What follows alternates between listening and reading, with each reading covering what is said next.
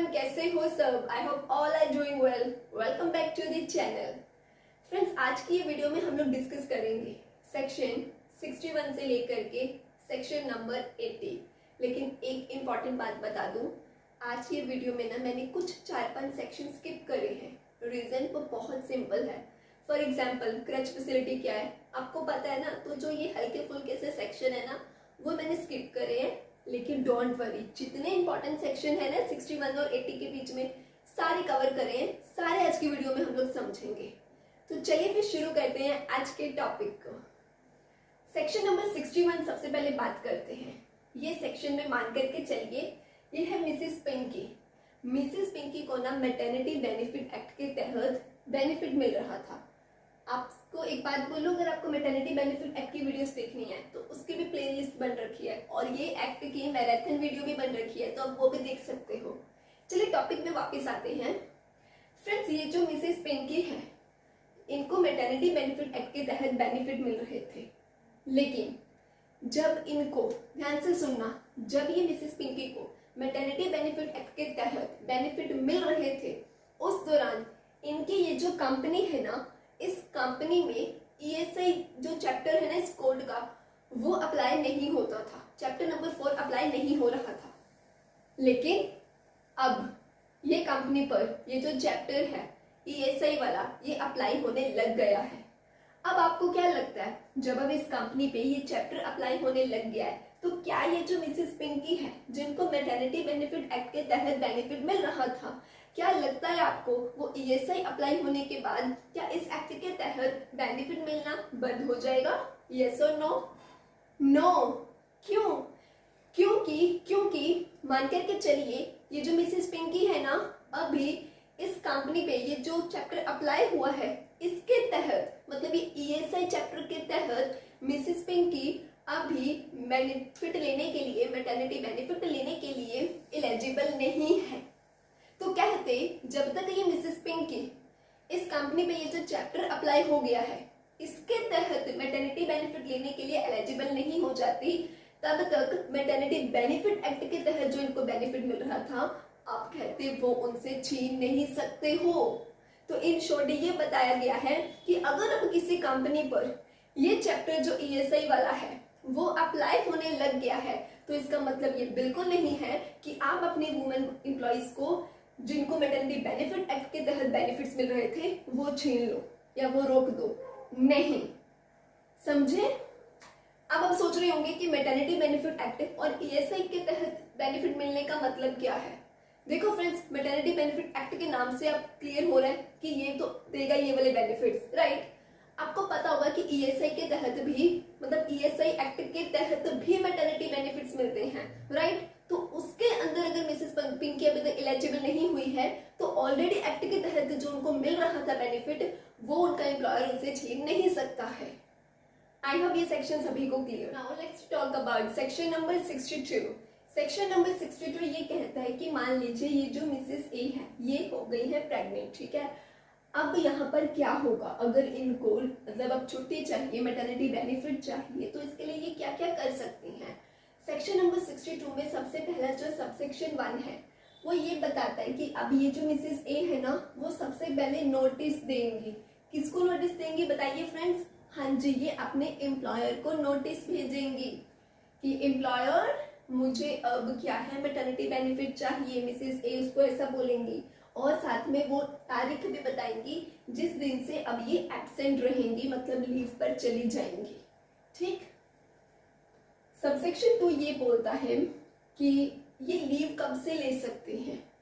यहाँ पर बोला गया है कि अगर मान लीजिए जो मिसेस ए है, उनकी एक्सपेक्टेड जो डिलीवरी डेट है ना, वो 1 दिसंबर है, तो 1 दिसंबर से पहले, मतलब डिलीवरी डेट से पहले मैक्सिमम 8 वीक्स तक क्या है, वो लीव ले सकती हैं। सबसेक्शन 3 बोलता है कि अगर मान लीजिए इन्होंने, मिसेस ए ने, मतलब अपने एम्प्लॉयर को नोटिस नहीं दिया था, जैसा कि हमने सबसेक्शन 1 में समझा था कि नोटिस देना रहता है लीव लेने से पहले।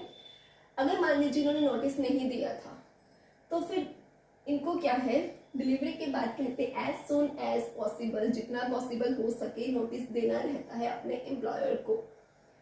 सबसे सेक्शन 4 यहाँ पे ये बोलता है कि अब एम्प्लॉयर क्या नहीं कर सकता है। एम्प्लॉयर फ्रेंड्स ऐसी सिचुएशन में अब वो जो मिसेस ए हैं उनको काम के लिए फोर्स नहीं कर सकता है। मतलब यहाँ पर ये है कि अब एम्प्लॉयर मिसेस ए को ये नहीं बोल सकता कोई छुट्टी वुट्टी नहीं, काम पर आइए, ऐसा नहीं हो सकता। लीव तो देना पड़ेगा, उनको जो बेनिफिट बनता है कहते हैं वो आपको देना पड़ेगा, ठीक है। अब नेक्स्ट पॉइंट बात करता है पेमेंट के रिलेटेड की जो मतलब वुमेन है जो मिसेस ए है उनको कहते हैं पेमेंट कब मिलती है। तो फ्रेंड्स यहाँ पे दो सिनेरियो बनते हैं, एक डिलीवरी से पहले और एक उसके बाद में। तो एक तो कहते हैं डिलीवरी के पहले वाला जो बेनिफिट है जितना भी बनता है वो तो एक तरह से एडवांस में मिल गया, ऐसे भी आप समझ सकते हो कि डिलीवरी से पहले अगर कोई मिल रहा है अमाउंट तो वो एडवांस ही हुआ ना, एडवांस पेमेंट ही हुआ। अच्छा, डिलीवरी के बाद अगर मान लो वुमेन की डिलीवरी हो गई है तो उसके बाद पेमेंट कब मिलेगी, ये इंपॉर्टेंट पॉइंट है जो आपको याद रखना है कि अगर एक वुमेन एम्प्लॉय की डिलीवरी हो जाती है तो जैसे ही एम्प्लॉयर को पता चल गया ना ये, तो डिलीवरी होने के कहते हैं 48 आवर्स, कितने बताइए, हाँ जी 48 आवर्स के अंदर अंदर एम्प्लॉयर को उन्हें बेनिफिट देना होता है, मतलब कि जो पेमेंट उनकी बनती है वो देनी होती है, ठीक। सबसेक्शन 6 बात करता है कि हमने यहाँ भी देखा नोटिस देना होता है, यहाँ भी देखा कि नोटिस देना होता है, लेकिन अगर मान लो वो जो मिसेस ए है उन्होंने छुट्टी लेने से पहले भी नोटिस नहीं दिया, डिलीवरी के बाद भी कोई नोटिस नहीं दिया, तो क्या एम्प्लॉयर जो है इस बेसिस पर कि वो जो मिसेस ए थी उन्होंने उसको नोटिस नहीं दिया, आपको क्या लगता है वो नोटिस ना देने के बेसिस पर उनका ये बेनिफिट रोक सकता है? बिल्कुल भी नहीं। तो लास्ट सबसेक्शन 6 हमें यही बताता है कि एम्प्लॉयर इस बेसिस पर कभी भी बेनिफिट नहीं रोक सकता, ये कह करके कि मुझे एम्प्लॉय जो मतलब वुमेन एम्प्लॉय थी उन्होंने नोटिस नहीं दिया। Now let's talk about section number 65।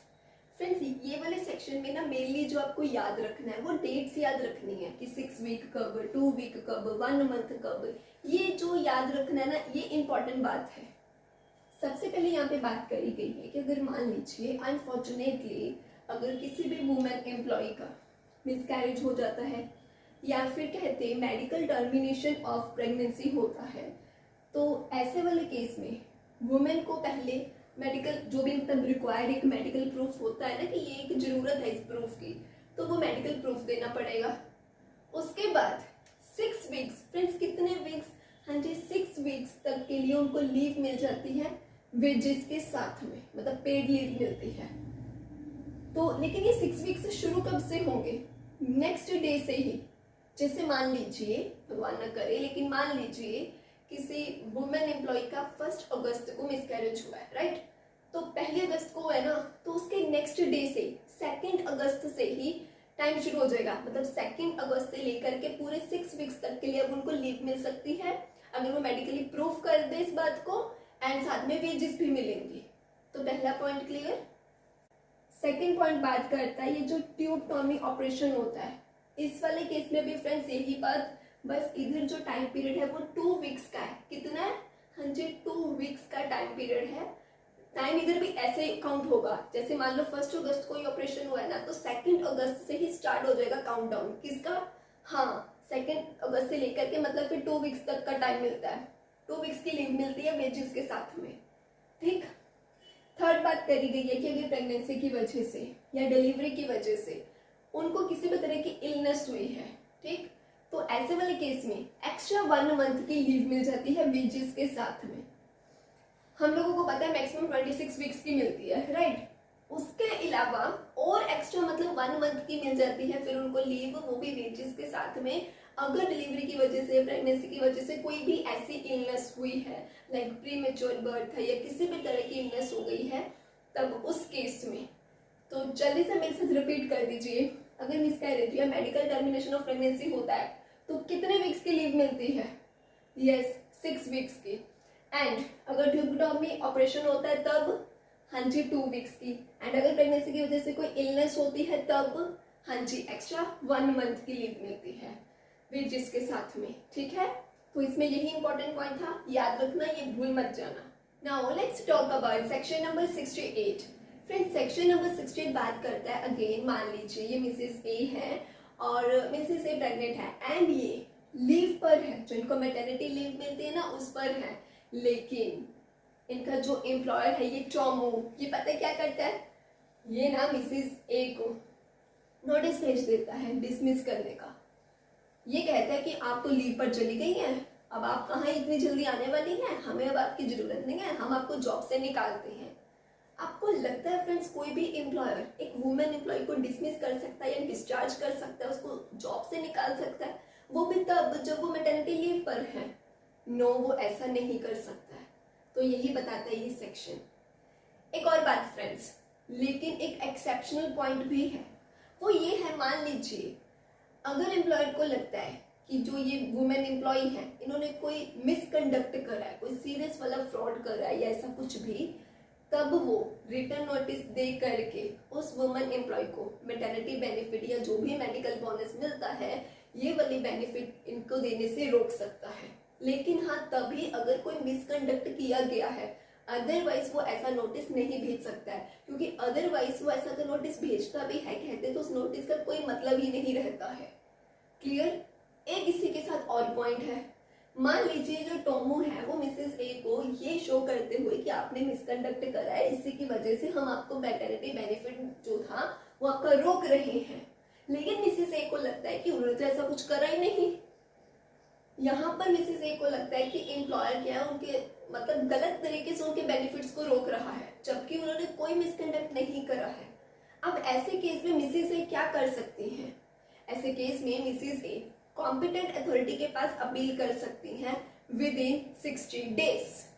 तो बहुत सिंपल सेक्शन था ये, आई होप क्लियर। लेकिन इसमें आपको ये बात याद रखनी है कि 60 डेज के अंदर अंदर फिर वो क्या है, कॉम्पिटेंट अथॉरिटी के पास अपील कर सकती है। दूसरी बात आपको ये भी याद रखनी है कि मिसकंडक्ट होने पर एक एम्प्लॉयर के पास ये राइट रहता है कि वो रिटर्न नोटिस दे करके बेनिफिट्स मिलते जो है उनको रोक सकता है। Now let's talk about section number 72 section यहाँ पर ये बोलता है फ्रेंड्स कि मान करके चलिए ये जो मिसेस ए है, ठीक है, इनका कहना ये है, देखो दो बातें हो सकती हैं, या तो जो इनका एम्प्लॉयर है उसने इनकी पेमेंट रोक ली होगी, या फिर ये हो सकता है कि उसने इनको मैटरनिटी लीव के दौरान ही डिसमिस कर दिया होगा।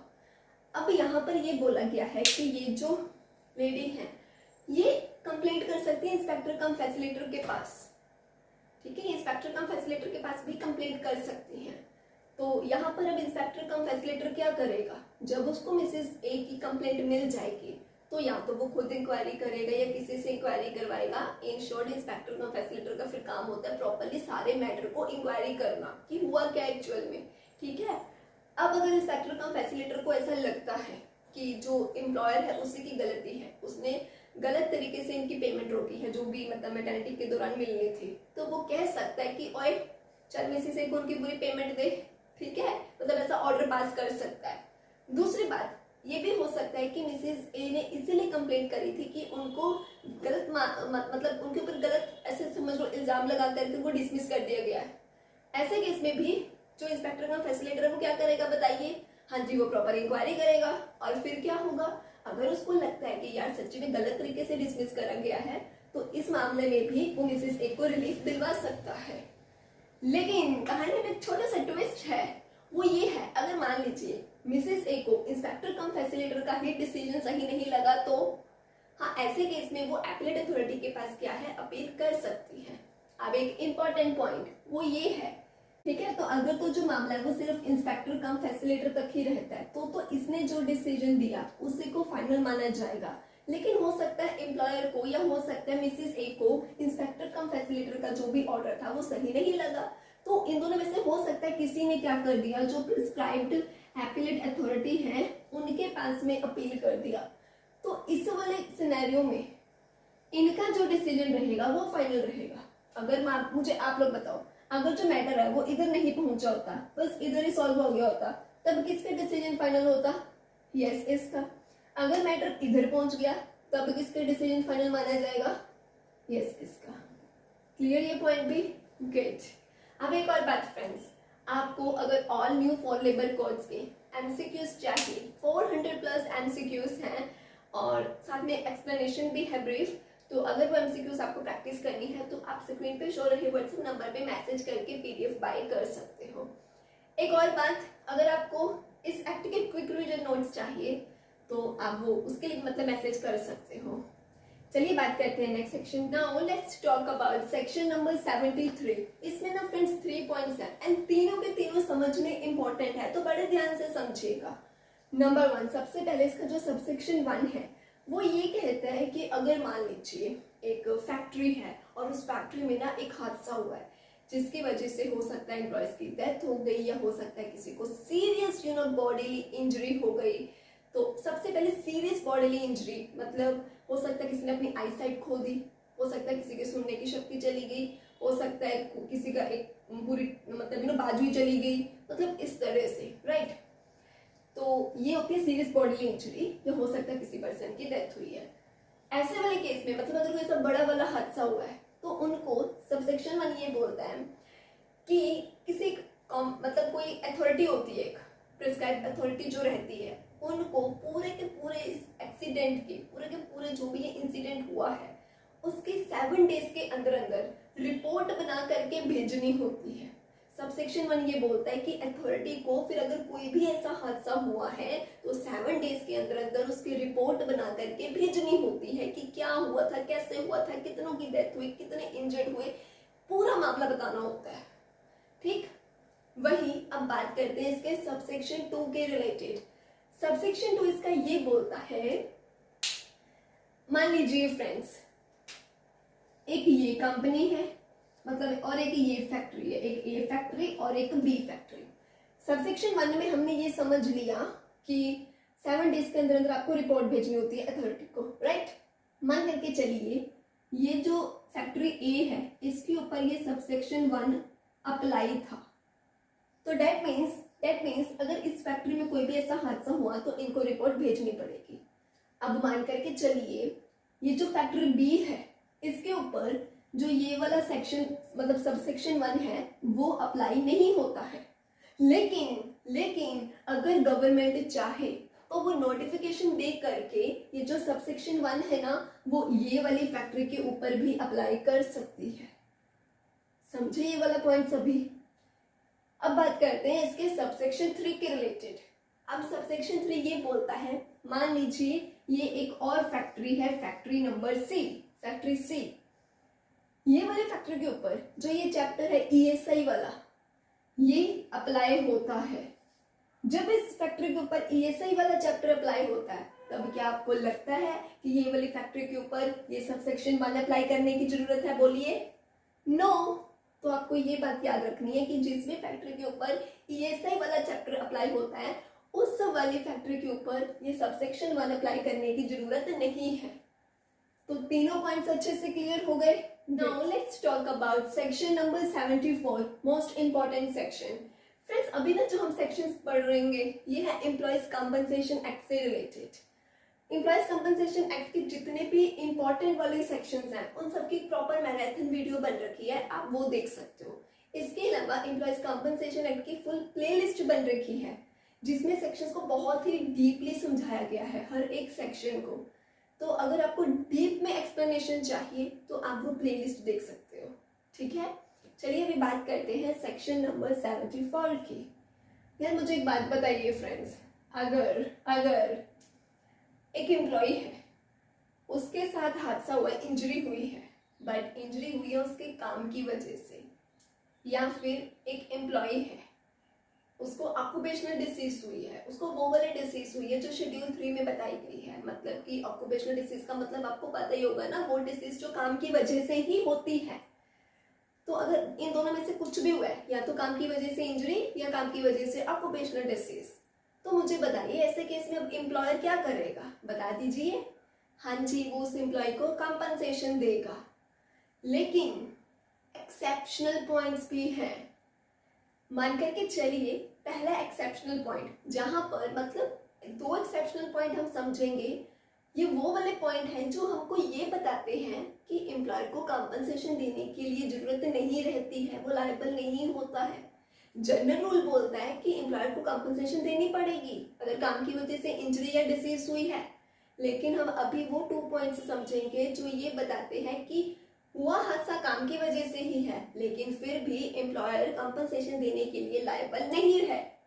नंबर 1 पॉइंट, मान करके चलिए फ्रेंड्स मैं आपकी फैक्ट्री में काम करती हूँ, मैं आप ही की फैक्ट्री की वर्कर हूँ, एंड काम करते करते मेरे हाथ पे चोट लग गई यार। अब आप एम्प्लॉयर हो, आपको मुझे कंपनसेशन देनी है, लेकिन हाँ आप ना पहले 3 दिन वेट करोगे। 3 दिन वेट करोगे, हाँ, पर क्यों वेट करोगे? इसीलिए वेट करोगे, क्या पता छोटी मोटी चोट हो, 2-3 दिन में ठीक हो जाए, इसलिए पहले आप 3 डेज वेट करोगे। और अगर सही में मान लो 4th डे मैं ठीक होकर के आ गई, नमस्ते सर आ गई मैं, तो ये क्या है? इसका मतलब ये है ये वो इंजरी है जो 3 दिन के अंदर अंदर ही ठीक हो गई। यहाँ पर एम्प्लॉयर को कंपनसेशन देने की जरूरत नहीं है। बेशक चोट मेरे काम के दौरान लगी थी, लेकिन चोट बहुत मामूली थी जो 2-3 दिन में ठीक हो गई, तो इधर एम्प्लॉयर को कंपनसेशन देने की जरूरत नहीं है। बात करते हैं सेकंड पॉइंट की। सेकंड पॉइंट बोलता है पिंकू नशे की हालत में काम कर रहा था, ऐसे मशीन चलाना टल्ली होके, पता उसे कुछ लग नहीं रहा और चोट लग गई। गलती एम्प्लॉयर की थी या एम्प्लॉय की, बता दीजिए। हाँ पिंकू की, तो क्यों एम्प्लॉयर कंपनसेशन देगा, है ना? हाँ, सेकंड पॉइंट, पिंकू को आपने प्रॉपर बोल रखा था, सुन पिंकू ये मशीन ऐसे ऐसे चलानी है। पिंकू ने आपकी सुनी नहीं, अपनी मर्जी करी, आपकी इंस्ट्रक्शंस को फॉलो नहीं करा और चोट लगी। गलती किसकी बताइए? हाँ पिंकू की, तो आप क्यों कंपनसेशन दोगे, है ना? तीसरी बात, आपने पिंकू को बोला है पिंकू चल पहले हेलमेट पहन, तेरे सर पे चोट लग सकती है। आपके खड़े खड़े तो हेलमेट पहना, जैसे ही आप गए उसने हेलमेट उतार करके साइड पे रख दिया, क्या जरूरत है, और काम करने लग गया और सही में सर पे चोट लग गई। बताइए गलती किसकी? हाँ पिंकू की, तो आप कंपनसेशन दोगे? नहीं दोगे। अब मेरी बात जरा ध्यान से सुनना, ये जो मैंने भी आपको 3 पॉइंट्स बताए पिंकू की एग्जाम्पल वाले, डियर फ्रेंड्स, इधर एम्प्लॉयर सिर्फ एक ही केस में कंपनसेशन देने के लिए लायबल नहीं है, अगर एम्प्लॉय को टेम्पररी डिसेबलमेंट हो तो। अगर बेशक एम्प्लॉय ड्रग कर रखा था, नशे में था, या जानबूझ के उसने सेफ्टी गैजेट्स का यूज नहीं करा, या जानबूझ के इंस्ट्रक्शंस फॉलो नहीं करे और उसको परमानेंटली डिसेबलमेंट हो गई या उसकी डेथ हो गई, ऐसे केस में एम्प्लॉयर को बेशक गलती एम्प्लॉय की थी, फिर भी कंपनसेशन देनी पड़ जाएगी। लेकिन अगर ये सब जो भी उसने बातें नहीं मानी है, टेम्पररी डिसेबलमेंट हुई है, फिर उसको कोई जरूरत नहीं है कंपनसेशन देने की एम्प्लॉयर को। तो ये बहुत इंपॉर्टेंट पॉइंट है, मत भूल जाना। एग्जाम में सिर्फ ये मत देख लेना अरे ये पूछा गया कि पिंकू ने नहीं फॉलो करी इंस्ट्रक्शंस तो कंपनसेशन नहीं मिलेगी, सीधा टिक मत लगा देना। ध्यान देना, क्या पिंकू इंस्ट्रक्शंस ना फॉलो करने की वजह से परमानेंटली डिसेबल हुआ है? क्योंकि अगर वो परमानेंटली डिसेबल हो गया तो कंपनसेशन मिलेगी। क्या पिंकू नशे की हालत में मशीन चला रहा था लेकिन उसकी डेथ हो गई है तो उसके डिपेंडेंट्स को कंपनसेशन मिलेगी? तो ये जरा क्वेश्चन सॉल्व करने वक्त आंखें खोल करके क्वेश्चन को पढ़ना, समझ गए? ये पॉइंट क्लियर? जो सेकंड पॉइंट है फ्रेंड्स, वो भी ध्यान से सुनना। इधर ना आप ही लोग ध्यान से सुन के मुझे बताना आपको क्या लगता है कि इस एक्सीडेंट को हम काम की वजह से हुए एक्सीडेंट मानेंगे या नहीं मानेंगे। ठीक है, चलो मैं एग्जांपल देती हूँ, आपने मुझे बताना आपको क्या लगता है कि इसको हम एम्प्लॉयमेंट की वजह से एक्सीडेंट मान करके चलेंगे या नहीं। मान लीजिए फ्रेंड्स, आप लोगों की एम्प्लॉयर हूँ मैं, सॉरी मान करके फ्रेंड्स चलिए आप एम्प्लॉयर हो और मैं आपकी एम्प्लॉय हूँ, एंड होता कुछ ये है कि आपने मुझे बोला कि एक काम करो, ये जो कुछ गुड्स है ना इसको डिलीवर करके आओ, लेकिन हाँ तुम ना बस ये इधर वाले रास्ते से जाना। मैंने कहा ठीक है, आपने मुझे जो रूट बताया ना, मैंने सोचा यार ये इतना लॉन्ग कट कौन मारेगा, शॉर्टकट मारती हूँ। मैं इधर की बजाय इधर से चली गई और रास्ते में एक्सीडेंट हो गया, क्योंकि मैंने आप लोगों ने मुझे जो रूट बताया था वो फॉलो ना करके दूसरा रूट फॉलो करा है और एक्सीडेंट हुआ है। आप लोग इसको काम की वजह से एक्सीडेंट हुआ मानोगे या नहीं? क्या लगता है आपको फ्रेंड्स? इसको काम की वजह से हुआ एक्सीडेंट ही मानेंगे। क्यों? क्योंकि मैं चाहे इस रूट से गई या मैं उस रूट से गई तो मैं बिजनेस का काम करनी थी ना, गई तो मैं आपके जो एम्प्लॉय ने गुड्स डिलीवर करने को बोला था वही थी ना। तो जस्ट मैंने एक रूट वाला रूल ना मान करके वायलेशन करा, इसका मतलब अब इसको ये नहीं कह दोगे कि पर्सनल काम के लिए गई थी तो एक्सीडेंट हुआ। नहीं, मेन जो मेरा मैटर जो मेन था गुड्स डिलीवर करने का, वो तो काम की वजह से ही था ना। तो इन शॉर्ट यहाँ पे ये बताया गया है कि जस्ट एक रूल वायलेट करा तो इसका मतलब आप ये नहीं बोल दोगे कि जो हादसा हुआ है वो काम की वजह से नहीं हुआ है, हुआ वो काम की वजह से ही है। समझ गए ये पॉइंट भी। जो थर्ड पॉइंट है ना फ्रेंड्स, वो पता क्या कहते हैं, अगर मान लीजिए सेकंड शेड्यूल में जो एम्प्लॉयमेंट बताई गई है मैं उसमें काम करती हूँ और मुझे डिसीज वो हो गई है जो थर्ड शेड्यूल में बताई गई है, और इसके साथ साथ मुझे आप जो एम्प्लॉयर हो आपके साथ काम कर मतलब कम से कम मैंने 6 मंथ्स कर लिया है, तो क्या यहाँ पर जो मुझे डिसीज हुई है उसे ऑक्यूपेशनल डिसीज माना जाएगा? यस। क्यों? क्योंकि मैंने एम्प्लॉयमेंट कौन से शेड्यूल किया बताइए? सेकंड शेड्यूल की। डिसीज कौन से शेड्यूल की है? थर्ड शेड्यूल की। एम्प्लॉयर के साथ कितना काम कर लिया? मिनिमम 6 मंथ काम कर चुकी हूँ। तो डैट मीन्स जो ये डिसीज हुई है वो ये मान करके चला जाएगा कि काम की वजह से हुई है, इस डिसीज को ऑक्यूपेशनल डिसीज माना जाएगा। अब हम फोर्थ पॉइंट की बात करते हैं। अब ना फिर से आप एग्जाम्पल से सोच करके ये बताना कि इस हुए हादसे को आप वर्क प्लेस का एक्सीडेंट मानोगे या ये मानोगे कि मैं अपना पर्सनली कहीं जा रही थी तो एक्सीडेंट हुआ है। आपको अब ये बताना है मुझे। मान करके चलिए फ्रेंड्स, ये इधर पता क्या है, ये इधर ऑफिस है मेरी, मतलब जिधर मैंने आपकी फैक्ट्री में आना है, और ये इधर मान के चलिए मेरा घर है, ठीक है। मान करके चलिए ये घर है और ये जो सामने है ये आप लोगों की फैक्ट्री है जिधर मुझे आना है।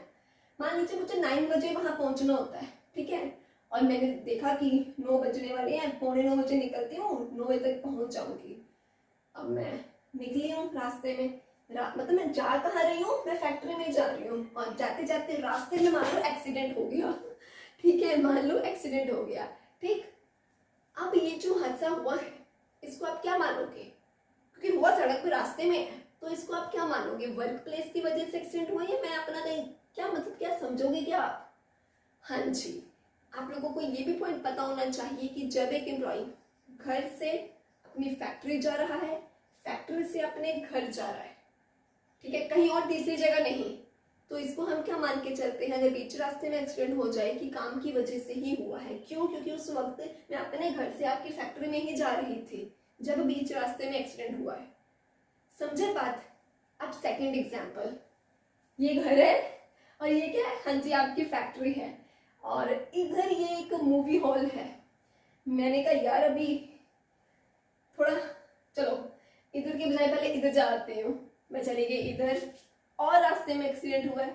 अब इसको आप क्या मानोगे? इसको ये माना जाएगा कि मैं अपने किसी पर्सनल काम के लिए जा रही थी और रास्ते में एक्सीडेंट हुआ है, तो ये एक्सीडेंट को काम की वजह से हुआ एक्सीडेंट नहीं माना जाएगा। बहुत इंपॉर्टेंट पॉइंट है, ये याद रखना। जब एक एम्प्लॉय अपने घर से ऑफिस और ऑफिस से घर, बीच में तीसरी किसी जगह नहीं जा रहा, तो हुए एक्सीडेंट को काम की वजह से हुआ एक्सीडेंट ही मानते हैं। जरूरी नहीं फ्रेंड्स जब मैं घर से ऑफिस जा रही हूँ तब एक्सीडेंट को हम काम की वजह से मानेंगे, ऐसा भी हो सकता है मैं ऑफिस में हूँ और ऑफिस से जब मैं घर जा रही हूँ, सीधा घर ही जा रही हूँ, कहीं और नहीं जा रही, तब भी अगर बीच में एक्सीडेंट हो जाए तो उसको भी काम की वजह से हुआ एक्सीडेंट ही माना जाता है। नेक्स्ट फिफ्थ पॉइंट की बात करते हैं। अब फिफ्थ पॉइंट यहाँ पर ये बोलता है, मैंने आपको बोला था ना सेकंड शेड्यूल में एम्प्लॉयमेंट के बारे में लिखा है और थर्ड शेड्यूल में बताइए किसके बारे में बताया है? हाँ जी, ऑक्यूपेशनल डिसीज में। क्या आप जानते हो जो गवर्नमेंट है वो नोटिफिकेशन दे करके सेकंड शेड्यूल में जितनी भी एम्प्लॉयमेंट है उनमें कोई न्यू एम्प्लॉयमेंट भी ऐड कर सकती है। मतलब गवर्नमेंट कह सकती है कि आज के बाद जो ये एक पर्टिकुलर जॉब है इसको भी हम सेकंड शेड्यूल में ऐड कर सकते हैं। इतना ही नहीं, वो किसी ऑक्यूपेशन को मतलब या किसी जॉब को उस शेड्यूल से बाहर भी हटा सकती है, ऐसा भी कर सकती है। ठीक इसी तरह से थर्ड शेड्यूल में जितने भी ऑक्यूपेशनल डिसीज बता रखी है वो कोई न्यू डिसीज ऐड भी कर सकती है या ऑलरेडी कोई है डिसीज को हटा भी सकती है, तो गवर्नमेंट वही कुछ भी कर सकती है। समझ गए? अब जो इसका 6th पॉइंट है वो कहता है कि सबसेक्शन 2, 3, 4 में हम जो भी केसेस पढ़े हैं ना उसके कुछ स्पेशल केसेस के अलावा मतलब जितने भी मतलब इन शॉर्ट यहाँ पे बस इतना ही बताया गया है कि सिर्फ वो जो भी एक्सीडेंट है वो काम से रिलेटेड होना चाहिए तभी कंपनसेशन मिलती है, अदरवाइज नहीं। लास्ट जब इसका सबसेक्शन 7 है वो ये कहता है कि एक एम्प्लॉय कंपनसेशन के लिए मतलब डबल क्लेम नहीं कर सकता। अगर वो इसने इस चैप्टर के अकॉर्डिंगली अगर क्लेम करा है, मतलब ठीक है, अपने अगर मान लो उसका एक्सीडेंट हुआ है, उसको कोई इंजरी हुई है, उसने कंपनसेशन क्लेम करनी है, अगर उसने चैप्टर के अकॉर्डिंगली क्लेम कर दिया है तो अब वो कहीं और नहीं कर सकता। फॉर एग्जाम्पल वो सिविल कोर्ट में फाइल नहीं कर सकता केस। अगर उसने मान लो एक्सीडेंट के बाद सीधा सिविल कोर्ट में ही केस फाइल करा है तो फिर वो ये चैप्टर के तहत नहीं क्लेम कर सकता। तो इन शॉर्ट कहीं किसी एक जगह ही आप क्लेम कर सकते हो, आप डबल बेनिफिट नहीं ले सकते हो। आई होप ये सेक्शन भी। Now let's talk about section number 75।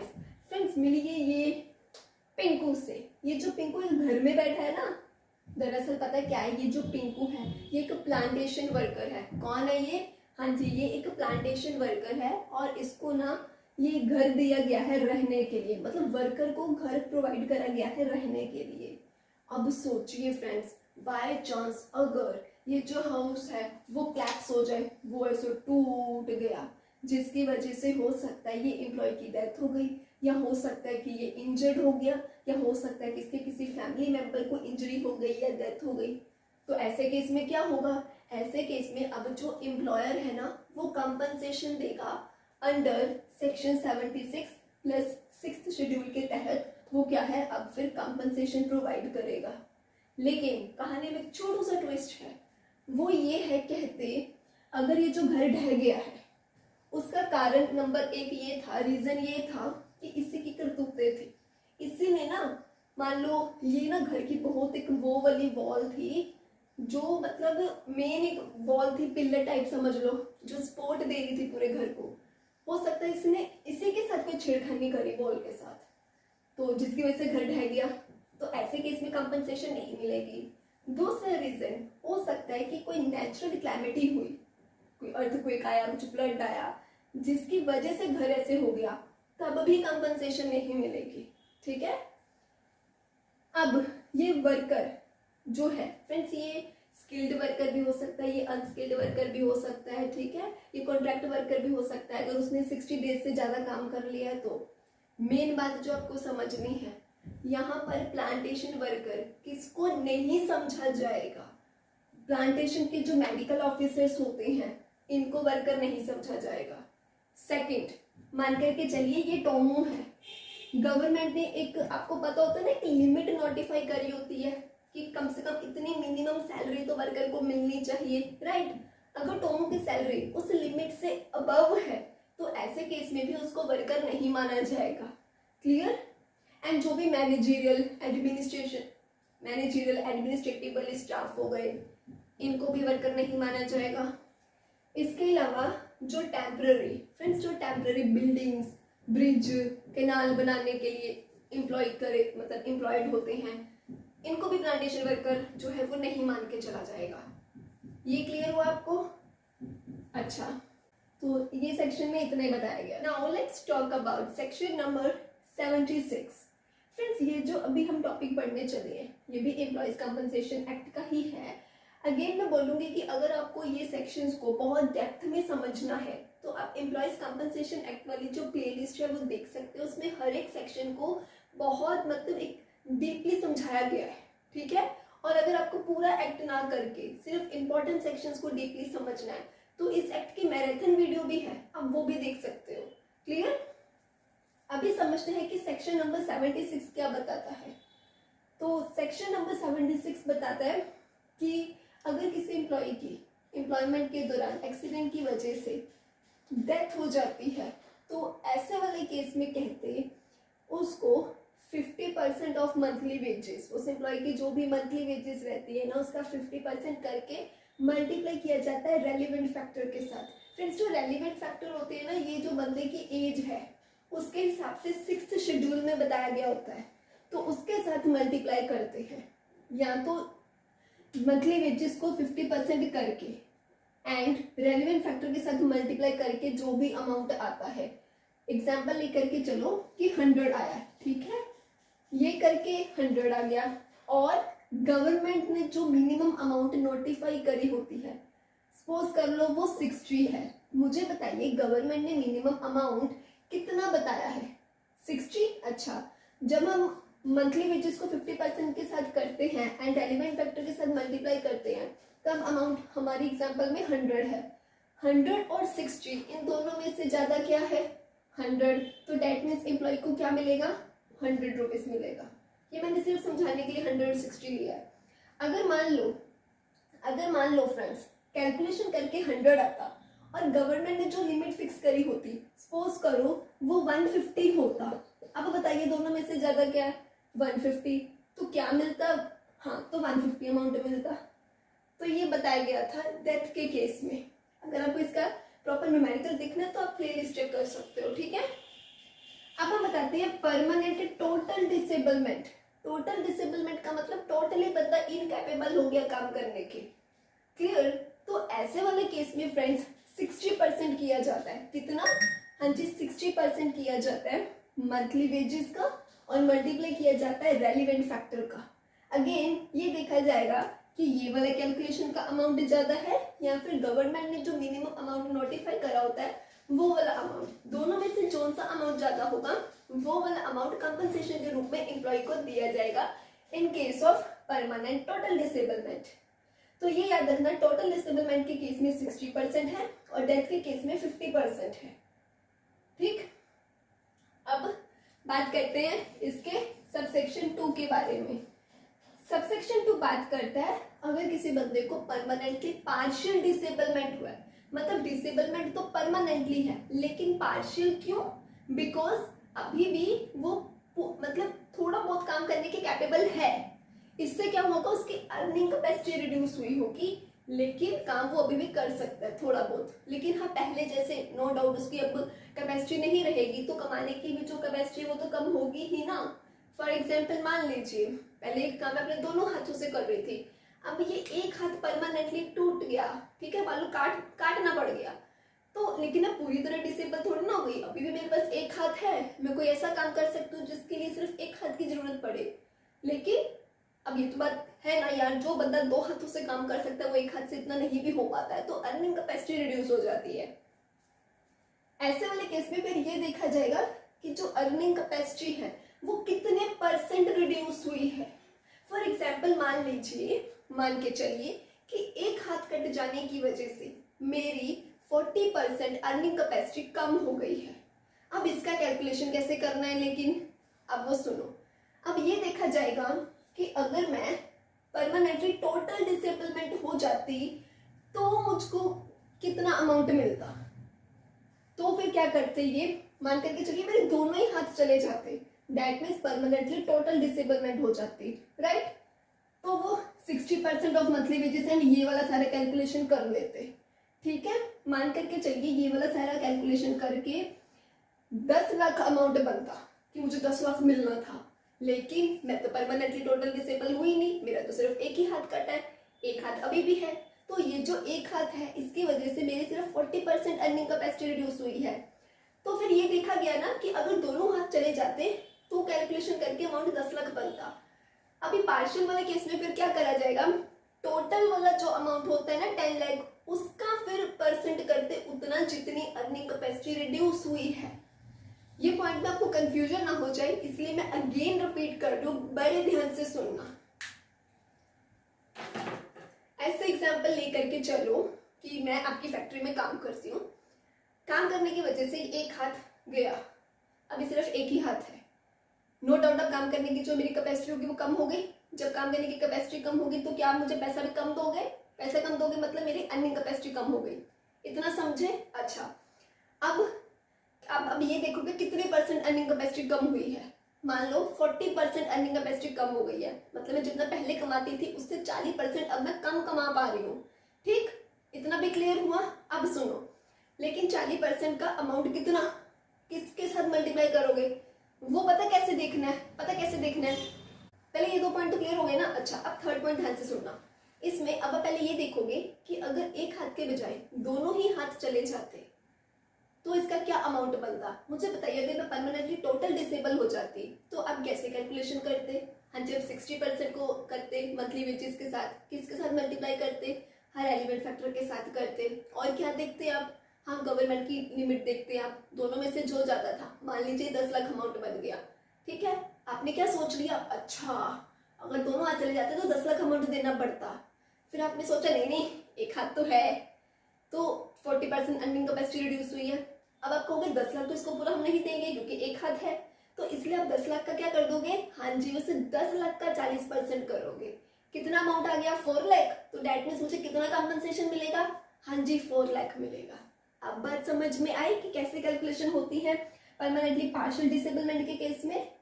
Very good, तो इतना क्लियर हो गया ना। अब हम नेक्स्ट पॉइंट में बात करेंगे टेम्पररी डिसेबलमेंट की। टेम्पररी का मतलब ये है फ्रेंड्स, मान लीजिए मेरा हाथ कटा नहीं है लेकिन उसमें फ्रैक्चर आ गया है एंड पता है कि 3 मंथ बाद मैं ठीक हो जाऊंगी। क्लियर? तो ये क्या होगा, टेम्पररी डिसेबलमेंट है कि थोड़े टाइम के लिए ही जो अर्निंग कैपेसिटी है वो रिड्यूस हुई है, उसके बाद हम वापस अपने वैसे ही काम पे और वैसे अर्निंग शुरू हो जाएगी। क्लियर? अच्छा, अब पता है क्या होगा, अब मान लो मेरी मंथली सैलरी है 25,000, ठीक है, चलो 50,000 जितनी भी है उसका 25% कर दिया। मान करके चलिए कि कैलकुलेशन करने के बाद 5,000 आया है, मान करके चलिए 5,000 आया है। जो मेन इंपॉर्टेंट बात है वो सुनो इसमें, टेम्पररी डिसेबलमेंट वाले में। सबसे पहले तो आपको पता चला है कि हाथ में चोट लगी है, पहले क्या करोगे आप, 3 डेज वेट करोगे, क्योंकि आपको पता है ये टेम्पररी डिसेबलमेंट है, हो सकता है 3 दिन में ठीक हो जाओ। 3 दिन आपने वेट कर लिया, 3 डेज वेट करने के बाद अब मान लो 1 अगस्त, 2 अगस्त, 3 अगस्त, ये 3 दिन आपने वेट कर लिया। 4 अगस्त से लेकर के पेमेंट कब करनी है, 4 अगस्त से लेकर के 15 डेज बीत जाने के बाद जो 16th डे आएगा, मतलब 4 अगस्त से आप पहला दिन शुरू कर दोगे गिनना। ठीक है, पहले 3 दिन वेट करने के बाद 4 से आप पहला दिन मान लोगे, 15 दिन तक हो गए दिन, फिर 16th डे को आप मुझे 5,000 रुपीज दोगे। उसके बाद जो 70th डे होगा उस दिन को अब आप पहला दिन मान लोगे, फिर 15 दिन जब पूरे हो जाएंगे तो नेक्स्ट जो भी 16th डे आएगा अब मुझे फिर 5,000 रुपीज दोगे। समझे? ऐसे ही जब 17th डे आ जाएगा उसको फिर पहला दिन मानोगे, फिर नेक्स्ट 15 डेज के बाद जो 16th डे आएगा आप मुझे पेमेंट करोगे। और ये कब तक दोगे, जब तक मैं ठीक नहीं हो जाती। क्लियर? अच्छा, अब एक बात और, अगर मैं आपको ये बोलूं यार ये क्या 15-15 दिन बाद पेमेंट दे रहे हो, एक साथ लमसम में अमाउंट दे दो ना, क्या पैसा दे सकते हो? नहीं, लमसम में अमाउंट ही मिल सकता है, ये बात याद रखना फ्रेंड्स। टेम्पररी डिसेबलमेंट के केस में ऐसे मतलब हाफ मंथली हिसाब से 15-15 दिन के बाद ही पेमेंट मिलती होती है, वहां पर लमसम में अमाउंट नहीं मांग सकते। अब एक और बात सुनो, मान लीजिए पहले मंथ 15-15 दिन बाद मिल गया, दूसरे मंथ भी 15-15 दिन बाद मिल गया, तीसरे मंथ क्या हुआ 15 दिन अभी पूरे नहीं हुए थे, हो सकता है मैं 5वें-6वें दिन ही ठीक हो गई, तो ऐसे केस में अब पेमेंट कैसे मिलेगी? ऐसे केस में सिर्फ 5-6 दिन के प्रोपोर्शन के हिसाब से पेमेंट मिलेगी, फिर पूरे 15 डेज के हिसाब से नहीं मिलेगी। ये भी एक इंपॉर्टेंट पॉइंट था, याद रखना कि अगर एक बंदा 15 दिन पूरे होने से पहले ठीक हो जाए तो वो 15 दिन से पहले कितने देर तक के लिए डिसेबल रहा, बस उतने दिन की प्रोपोर्शन की अमाउंट ही मिलेगी, फिर पूरे 15 की नहीं मिलेगी। तो आई होप ये भी पॉइंट क्लियर। अब फ्रेंड्स जो इसका 5th पॉइंट है वो मेडिकल एक्सपेंसेस के रिलेटेड बात करता है कि अगर एम्प्लॉयर ने कोई भी मेडिकल एक्सपेंसेस वगैरह दिए हैं ना तो वो एम्प्लॉयर उसको रीइंबर्स कर सकता है, इसमें इतना ही है। अब जो 6th पॉइंट है वो मैं आपको ऑलरेडी समझा गई टेम्परेरी डिसेबलमेंट के दौरान। 6th पॉइंट पता क्या बताता है, चलो फिर से बता देते, तो वैसे मैंने ऑलरेडी बता ही दिया आपको। वो यही था कि अगर 15 डेज पूरे होने से पहले ही मान लो ये 1st, 2nd, 3rd, 4th, 5th, 6th, 7th, 8th, 9th, 10th, 11th, 12th, 13, 14, 15, ठीक, और मैं क्या हूँ 6th डे में ही ठीक हो गई हूँ, तो डेट मीन्स मुझे बस ये इतने दिन की ही पेमेंट प्रोपोर्शन के हिसाब से मिलेंगी और ये बाकी दिन की अब फिर नहीं मिलेगी अमाउंट। बस इसमें यही बताई गई थी बात। लास्ट पॉइंट जो बोलता है कि जो कंपनसेशन का अमाउंट मिलता है ना वो तो मिलता ही है, उसके साथ साथ में एक्स्ट्रा अमाउंट फ्यूनरल एक्सपेंसेस के लिए भी मिलता है। अगर पर्सन की डेथ हो जाए ना उसके क्रियाक्रम का जो भी खर्चा होता है ना वो भी साथ में दिया जाता है। आई होप सेक्शन 76 क्लियर हो। Let's talk about section number 77। Friends ये जो 77 सेक्शन है ना ये पता क्या कहता है कि अभी तो पिछले सेक्शन हमने देख लिया ना कंपनसेशन कैसे कैलकुलेट होती है, अब ये है कि जो एम्प्लॉयर है वो कंपनसेशन देगा कब। तो सबसे पहले सबसेक्शन 1 बोलता है एज सून एज पॉसिबल, मतलब कि अगर मान लो 1 अगस्त को एम्प्लॉय की कंपनसेशन ड्यू हो गई है कि उसको कंपनसेशन देने का है, तो मतलब अब देरी किस बात की करनी है, कहते फिर कोई अननेसेसरली डिले करने की जरूरत नहीं है। एज सून एज जितना पॉसिबल हो सके जल्दी देने का आप दोगे अमाउंट, एम्प्लॉयर को ये बात बोली गई है। सेकेंड पॉइंट बोलता है अगर एम्प्लॉयर अमाउंट में नहीं मान रहा है, ऐसा मैं एग्जांपल देती हूँ, मान लीजिए यार अब मैं एम्प्लॉयर बनती हूँ आप बनो वर्कर, मान लीजिए मैं एम्प्लॉयर हूँ एंड आप लोग वर्कर हो, चलो छोड़ो, आपको क्यों ही चोट लगवानी है। सेकंड पॉइंट ये है, मान लीजिए आप एम्प्लॉयर हो और मैं वर्कर हूँ एंड मेरा एक्सीडेंट हुआ है, तो नो डाउट मुझे कंपनसेशन मिलेगी। मान करके चलिए मैं कहती हूँ कि मेरे कंपनसेशन का अमाउंट 5 लाख बनता है। आप एम्प्लॉयर हो, आप पता क्या बोल रहे हो, आप बोलते हो कि नहीं नहीं 3 लाख बनता है। ये क्या हो रहा है फ्रेंड्स? हाँ जी, जो एम्प्लॉयर है ना उसको लगता है कि जो अमाउंट है वो कंपनसेशन का कम बनता है। आपने बोला कि 3 लाख बनता है, तो आप मुझे 3 लाख कंपनसेशन का अमाउंट दे देते हो, लेकिन मेरे अकॉर्डिंगली बताइए कितना बनता था? हाँ 5 लाख बनता था, पर मुझे तो 3 लाख अमाउंट मिला है, तो जो रिमेनिंग 2 लाख रह गया इसका क्या होगा? इसके लिए अब मैं क्लेम कर सकती हूँ कि ऐसे कैसे सिर्फ 3 लाख, बाकी का 2 लाख तो लेकर के रहूंगी अमाउंट। अब ये वाला सीन बनेगा, फिर समझ गए? नेक्स्ट पॉइंट आता है, अगर जो एम्प्लॉयर है वो डिले करता है, मतलब देरी करता है अमाउंट देने में कंपनसेशन का, जैसे हमने सबसेक्शन 1 में समझा था कि जितना जल्दी हो सके उसका अमाउंट देने का उसको। लेकिन थर्ड पॉइंट बोलता है कि अगर एम्प्लॉयर जानबूझ के गलती कर रहा है, गलती इन द सेंस वो जानबूझ के डिले कर रहा है, तो उसको ऑर्डर मिल सकता है एम्प्लॉयर को कि तुम अब इंटरेस्ट भी साथ में दोगे। अगर जरूरत पड़े तो साथ में उसको डैमेजेस पे करने के लिए भी बोला जा सकता है। इसका मतलब क्या हुआ? इसका मतलब ये हुआ, एक तो एम्प्लॉयर कंपनसेशन का अमाउंट देगा, प्लस डिले की वजह से, मतलब देरी की वजह से इंटरेस्ट पे करने को भी बोला जा सकता है। इंटरेस्ट के साथ साथ जरूरत पड़े तो डैमेजेस भी अलग से पे करने को बोला जा सकता है, तो इसलिए देरी करनी ही क्यों है। अब एक और बात, ये जो इंटरेस्ट एंड डैमेजेस है ये ऐसे नहीं लग जाएगा, ऐसे ही ऑर्डर नहीं सीधा आ जाएगा। पहले एम्प्लॉयर को उसकी बात रखने की अपॉर्चुनिटी दी जाएगी, उसको बोला जाएगा कि अपने आप को जस्टिफाई कर कि क्यों तुझे देरी हुई है अमाउंट देने में। अगर ऐसा लगता है कि यार इसका जो जस्टिफिकेशन है ना वो कुछ खास नहीं है, ये सही से बता नहीं पा रहा कि कंपनसेशन देने में देरी क्यों हुई, जब लगता है कि उसका जो भी रीजन है देरी करने का वो कुछ वैलिड नहीं है, फिर उसको इंटरेस्ट भी पे करना पड़ेगा और साथ साथ में जरूरत पड़े तो डैमेजेस पे। अब लास्ट पॉइंट बात करते हैं कि अगर वो जो एम्प्लॉय है उसकी डेथ हो गई तो क्या अब एम्प्लॉयर बच जाएगा इंटरेस्ट एंड डैमेजेस ये सब पे करने से? आपको क्या लगता है? नहीं, तो किसको पे करेगा? हाँ, डिपेंडेंट को। आई होप ये सेक्शन भी clear. Now let's talk about section number 78। Friends, आपको याद है हमने सेक्शन नंबर 76 में अभी क्या समझा? याद ही होगा, अभी तो समझा है कि उसमें मंथली वेजेस है ना, हमने समझा था ना, डेथ के केस में 50% एंड परमानेंटली टोटल डिसेबलमेंट के केस में 60% किया जाता है। किसका कराता है? मंथली वेजेस का करते हैं, है ना, 60% मंथली वेजेस का या फिर 50% मंथली वेजेस का, और मल्टीप्लाई रेलिवेंट फैक्टर के साथ करते हैं। तो ये जो 50% करते हैं ना मंथली वेजेस का, या फिर 60% करते हैं, या कोई ये तो बताए कि वो मंथली वेजेस कैसे कैलकुलेट करते हैं, तो वो हमको बताएगा सेक्शन नंबर 78। सेक्शन 78 में ना फ्रेंड्स 3 सिनेरियोस बताए गए हैं कि इन 3 सिनेरियो में किस तरह से मंथली वेज कैलकुलेट करी जाती है। तो नंबर 1, अगर पिंकू है, उसने आप लोगों की फैक्ट्री में 12 मंथ से ज्यादा काम करा है।